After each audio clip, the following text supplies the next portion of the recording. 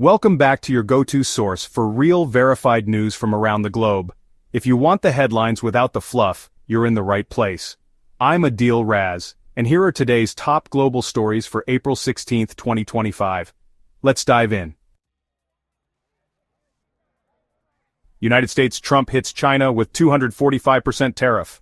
President Donald Trump has slapped a massive 245% tariff on Chinese imports, triggering fears of a new wave of trade war.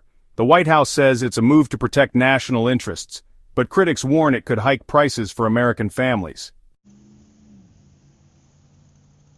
Sanctions target Chinese importers of Iranian oil.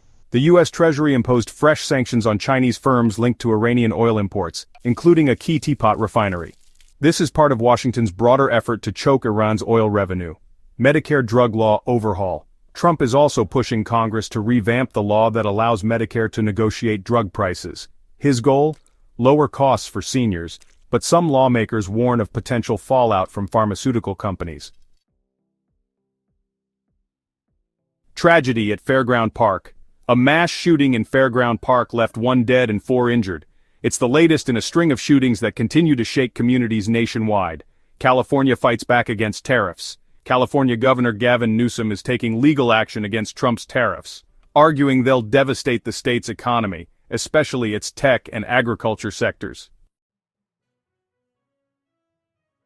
United Kingdom inflation cools to 2.6%. Inflation in the UK dropped to 2.6% last month, sparking hope for interest rate cuts by the Bank of England.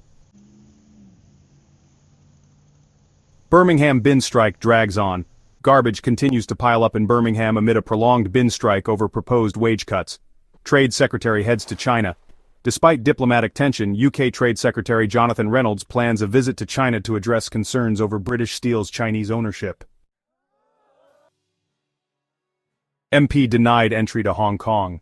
Liberal Democrat MP Wera Hobhouse was denied entry to Hong Kong, drawing strong backlash from her party and raising questions about political freedoms.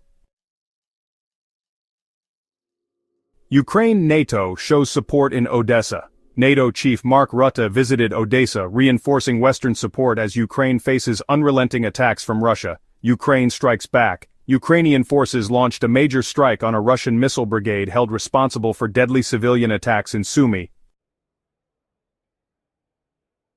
Martial law extended. Ukraine has extended martial law through August, due to heavy air and ground assaults. Kursk, hit by drone strike. A Ukrainian drone strike in the Russian city of Kursk left 1 dead and 9 injured in a retaliatory move. China denies involvement in Ukraine war. China denies its nationals are fighting for Russia after 2 Chinese POWs were captured, calling the claims baseless.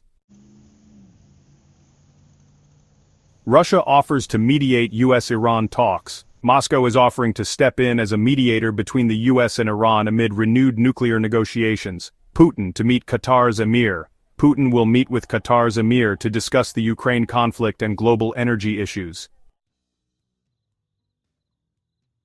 Bosch to stay out of Russia. German giant Bosch has confirmed it has no plans to re-enter the Russian market, sticking to sanctions policy. NATO warning from Russia. Russia is warning certain NATO countries that they'll be the first to suffer if military conflict escalates. Russia is warning certain NATO countries that they'll be the first to suffer if military conflict escalates. A Russian military court has sentenced 5 individuals up to 18 years for sabotage linked to Ukraine. Iran has confirmed the next round of nuclear negotiations with the U.S. will happen in Rome this weekend. Foreign Minister Araghchi insists Iran's uranium enrichment program is, well, non-negotiable despite Western pressure.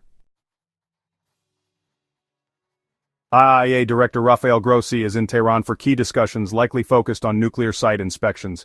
U.S. Envoy Steve Witkoff says any deal must include dismantling Iran's entire nuclear program.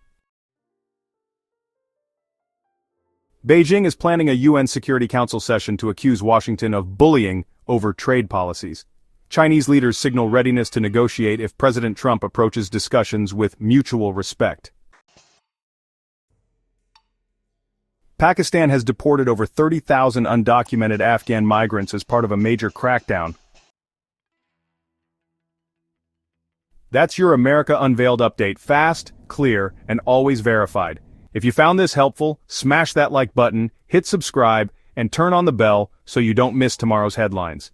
Drop a comment below. What story stood out the most to you?